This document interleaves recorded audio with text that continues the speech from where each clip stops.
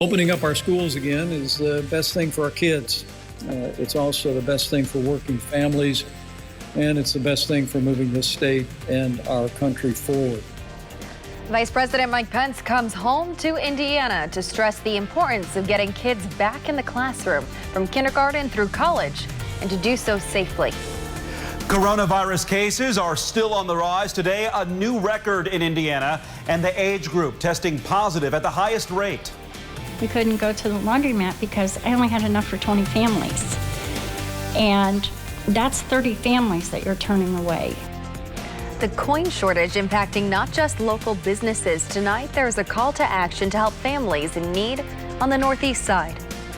This is RTV6 News at 5, working for you. Now at 5, Vice President Mike Pence returns to his home state to stress the importance of getting kids of all ages safely back into the classroom again. Good evening to you. Vice President Mike Pence just left Indianapolis after speaking at Marion University today. He spoke with higher education leaders about safely reopening colleges and universities.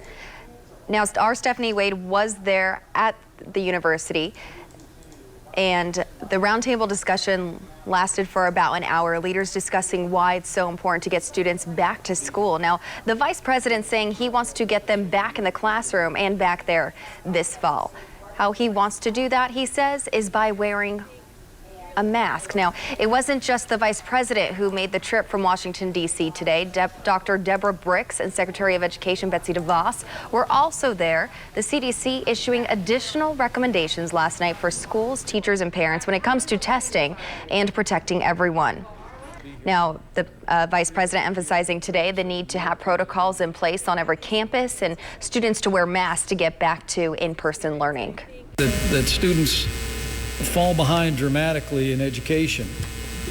One study estimates that due to school closures last spring, the average student is going to begin this year roughly 35% behind in reading compared to a typical year, and 50% behind in math. In fact, the National Education Association just recently stated that online learning is no substitute for in-person learning. Every student here in Indiana and across America must continue learning. So it's really not a matter of if schools reopen, it's a matter of how they reopen safely. Vice President Pence also reiterated today they are working to make sure schools have the resources to safely reopen. He says they've already secured $30 billion in funding, half of which is available for higher education. The other half for K through 12 schools. Plus, they have requested an additional $105 billion for schools this fall. Now, the vice president brought with him the coordinator of the White House Coronavirus Task Force, Dr. Deborah Birx. You've seen her many times at White House briefings. Tonight, our Rafael Sanchez talks with her in a one-on-one interview. He'll ask her about the warning she issued to Indianapolis a few days ago to take aggressive action due to the spike in COVID-19 cases. He will also talk about safely reopening schools and the direct impact the virus has had on Indiana. And you can watch portions of our interview with Dr. Birx tonight on the news at 7 and 11. And we will post the entire interview on the IndyChannel.com and the RTV6 app. This all comes on a day when Indiana set a new record for reported positive coronavirus cases, topping 1,000 in a single day for the first time.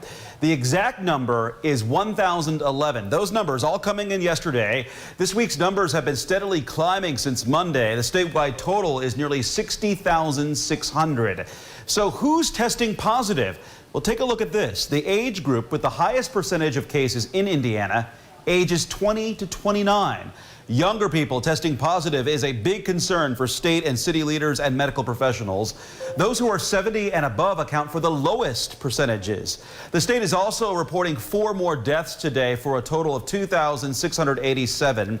And while positive tests tend to trend younger, just more than 50% of the deaths are in people age 80 and older. Tomorrow, the Marion County Public Health Department will hold a free drive-through COVID-19 testing clinic on the northwest side.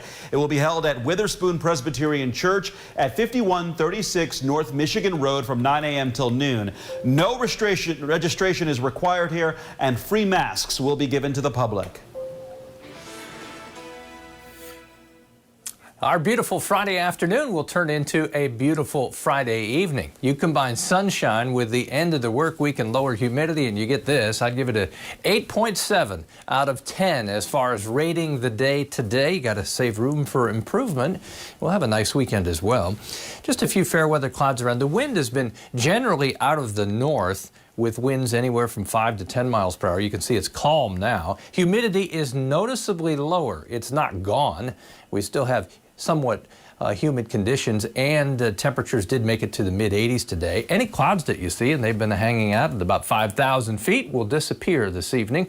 There's the wind going calm in most of central Indiana. The drift is from the north, and that will continue to bring in the drier air for a little bit longer.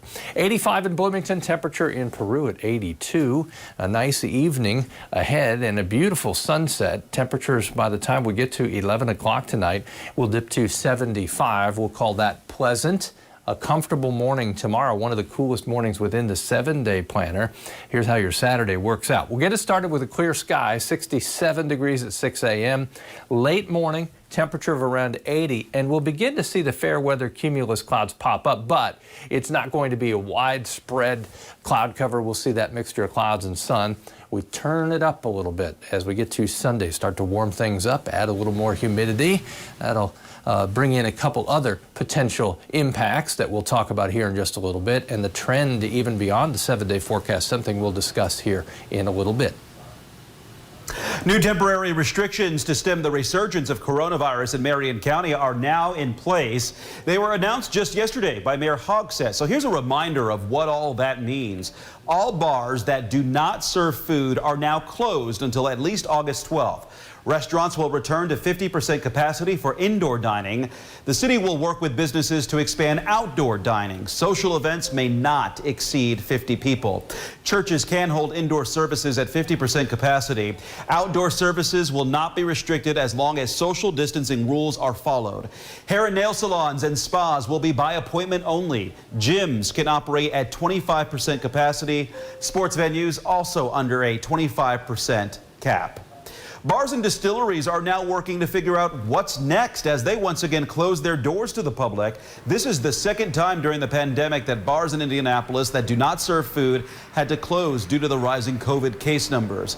Some say this second closure will be tough on people who work in the service industry and rely on customers and tips.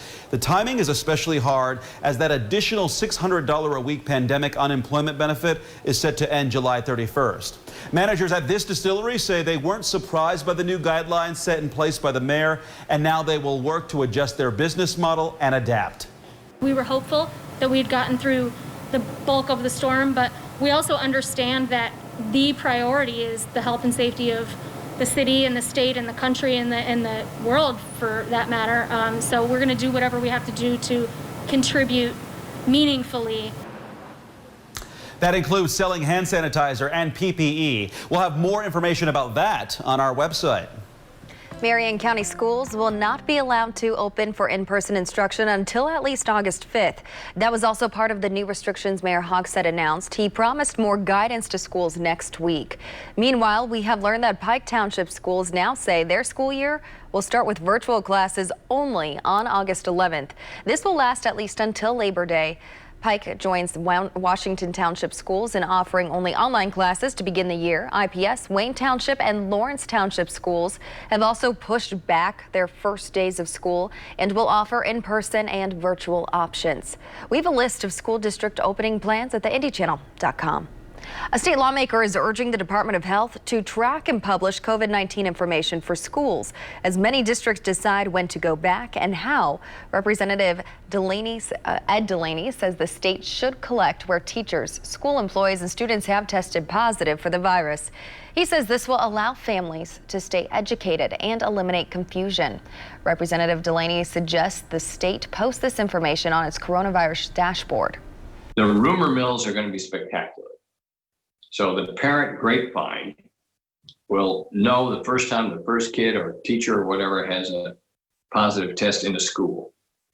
Okay, but that information is never reliable, never accurate, never fully disseminated. So I hope that we're ahead of the parent grapevine so that we don't have rumors and we don't have bad information. We reached out to the State Department of Health, who told us they are working to ensure schools are notified of cases in a timely manner. ISDH says they will have more details as those systems are finalized. Indiana's statewide mask mandate to slow the spread of COVID-19 takes effect Monday. Today, Governor Holcomb signed an executive order to make that happen. However, he dropped a planned criminal penalty from the mask mandate after objections from some law enforcement officials and conservative legislators.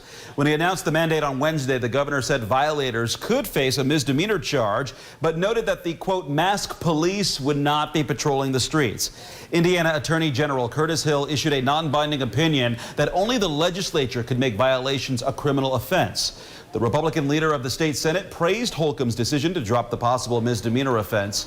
The governor's executive order to wear masks is in effect until at least August 26th. Still ahead on RTV6, a coin shortage. You may not think it's a serious problem, but it's having a critical impact on some families in Indiana. What you can do to help. And RTV6 is working for you and working together to help hungry Hoosier families.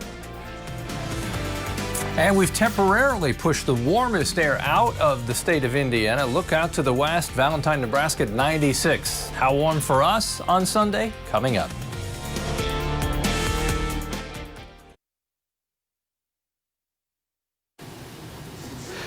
RTV6 and the Indiana Black Expo are teaming up for the virtual Hiring Hoosiers Employment Opportunity Fair next Thursday, July 30th from noon until 4. Quality employers are coming together to help you take the next steps in your career, and immediate job openings are available. To get connected, you can visit indianablackexpo.com. Tonight, signs like these are asking you to pay with exact change, and they're hanging up at fast food restaurants and retail stores all across central Indiana. The Federal Reserve says the pandemic has disrupted the supply chain and circulation patterns for coins.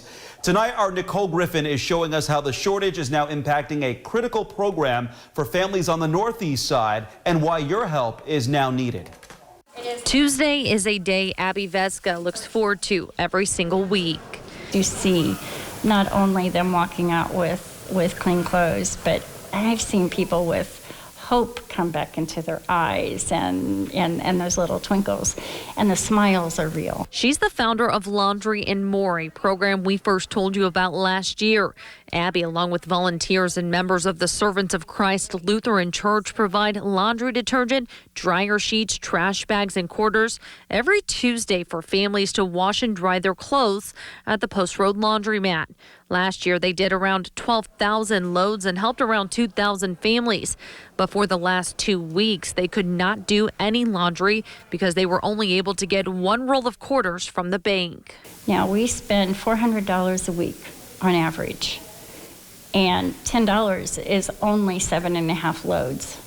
That's not even close to what we're doing when you're figuring we're doing 5 loads per family. I really did not know that COVID was going to affect our organization because people need laundry. She put the call out on Facebook and was able to get some quarters donated and exchange the rest with a local vending company. But she estimates what's in these bags will only last about 3 weeks. Until the coin supply issues improve, Abby hopes people will donate or exchange their quarters so they can continue helping families in need. The U.S. Mint is putting a call to action out for everyone to do their part to help with the coin supply problem we are experiencing right now. They want you to start spending your coins, depositing them, or exchanging them at financial institutions. Working for you, Nicole Griffin, RTV6. Well, as the economy recovers and businesses reopen, the Federal Reserve says more coins will flow back into the retail and banking channels, which should allow for the rebuilding of coin inventories. The U.S. Mint is operating back at full production after temporarily reducing the number of employees during the pandemic and minting almost 1.6 billion coins a month. Working together during this pandemic means looking for ways to help people. And today, the charity Second Helpings received a check for $12,000. It was presented by RTV6's Rafael Sanchez on behalf of RTV6 and the Scripps Howard Foundation. The charity will use the money to support its meals program throughout Indianapolis. Due to the pandemic, the organization has increased the number of prepackaged meals it delivers to people who are hungry. And Kevin, it was just a gorgeous day out. It was not nearly as hot as it's been and not as humid either. The humidity will come back. One more question for you, Amanda. I'm sure you didn't see sunrise because what was happening last night at midnight? That was very important. I was very busy. Why don't you tell them? Because I know you were looking forward to it too, Kevin. Taylor Swift has a brand new album that came out at midnight, and Amanda, she was on it. It's great music to just relax to for this weekend. So hopefully we have good weather for it. We will have good weather. We'll have some humidity to go with the sunshine as we get to Sunday. All right, let's talk about these numbers. Today was very nice because the humidity was lower. That nice north wind will keep the sunshine. 87 tomorrow. There's just a subtle difference between tomorrow's humidity and Sunday's. Both will be high and noticeable and will include a slight chance for a thunderstorm Sunday. But I think even saying 20% is overdoing it. Definitely the green light for your weekend activities. Sullivan, Bedford, Seymour, South, temperatures are warmer. It's 82, that's refreshing. In Peru and Tipton, Indianapolis as well at 82. Our high temperature 3 degrees warmer. I put a big blue H over Lake Huron. High pressure causes the air to sink. It inhibits, obviously, precipitation and cloud cover, so our skies will clear tonight. But notice what's also happened. It's pushed the thunderstorms down into southern Kentucky, northern portions of Tennessee, and that'll be our protector for dry weather through the weekend. Temperatures tomorrow morning as cool as they will be for the rest of the 7-day forecast, low to mid 60s.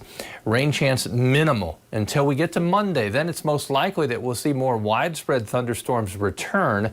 Those thunderstorms will mark a transition to consistently cooler temperatures for the rest of next week and lowering the humidity. Tomorrow, temperature by noon 83 degrees. The wind will be light out of the northeast. Temperatures do climb to 87 for the afternoon high in Indianapolis with more humidity. That's the bigger change. I mean, that's only 2 degrees warmer than today, but it's adding a decent amount of humidity back into the picture. Sunday, temperatures peak right at 90. The heat index, what it feels like, should jump into the mid 90s, if not a little warmer. Pretty consistently from north to south and west east. Temperatures around that 90-degree mark. And not just for Sunday, but I would say Monday as well. The humidity remains very high, pushing the heat index up there. But Monday, relief will come in the form of thunderstorms, cutting off some of that afternoon heating.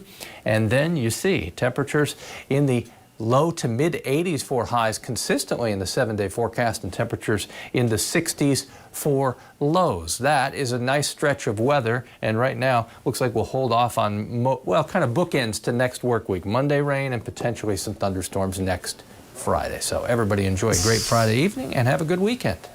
You don't have to tell me twice. Thanks, Kevin. Appreciate it. A programming note, if you're a Dish Network customer, our parent company Scripps and Dish are currently in contract negotiations, and this station may go dark tonight if an agreement is not reached in time. If you are a Dish customer, you can call Dish and express your concern. WRTV is still producing news for you, and you can still watch WRTV News if this channel goes dark. You can always find us at theindychannel.com, or you can watch us on the RTV6 streaming app on Roku, Android TV, Amazon Fire Stick, Apple TV, the RTV6 app, and over the air with an antenna.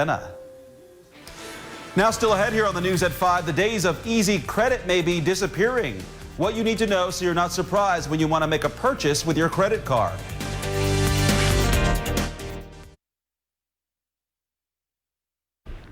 Have you checked your credit card lately? Watch out. More and more of them are slashing credit limits during this pandemic. Consumer reporter John Matarese shows us the problems this can cause and what you can do so you don't waste your money. If you get a letter in the mail from your bank this month, don't toss it. Chances are it's not junk mail. It may be a notice that your credit card limit has been slashed.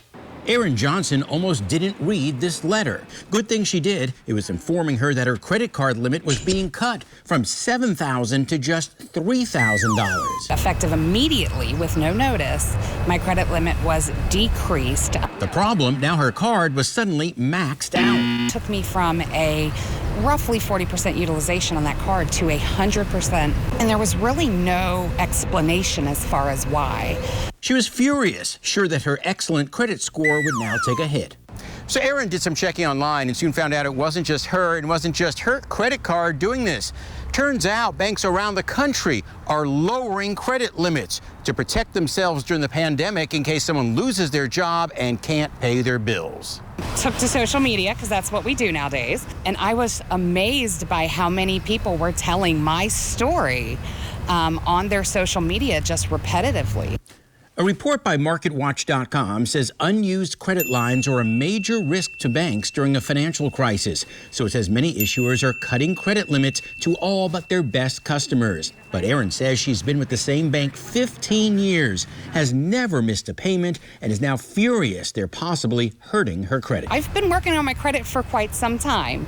If this happens to you, appeal it. And if your limit is cut, make sure you don't max out that credit card so you don't waste your money. I'm John Matteries for RTV6. New numbers show nursing home deaths are higher than the state originally reported. The reason why some lawmakers are so concerned. That's all new at 6 p.m. And still ahead on the news at 5:30, how getting on your bike could help further the goal of making sure 2 girls from Delphi are never forgotten.